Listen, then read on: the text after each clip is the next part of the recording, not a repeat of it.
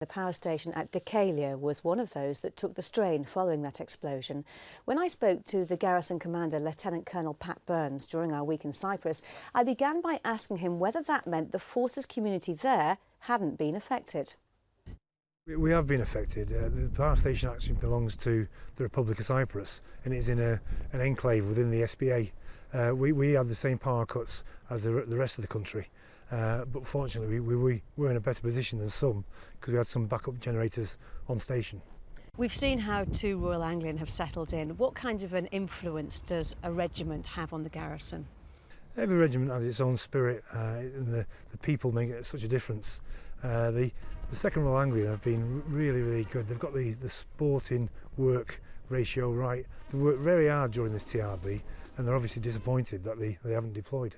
You've overseen some improvements to service accommodation, but is there much more to do? Yeah, as Garrison Commander, I'm really keen that our people get the living environment they deserve.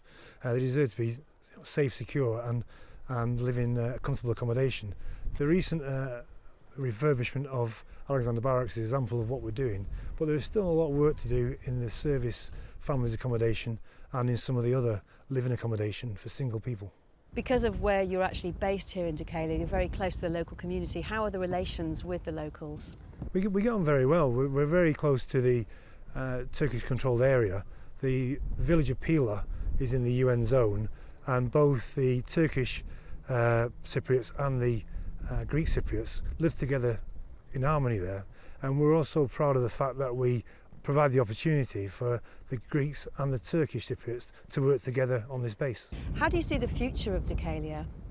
Well, Dhekelia has been here since 1955. It was the hub of the army in the Near East, serving some 55,000 people. It's still got bags of potential today. We've got some fantastic ranges, including Pila Range, where there's field firing. We've got the airfield at Kingsfield, and we've got some other fantastic training opportunities in support of Op Eric.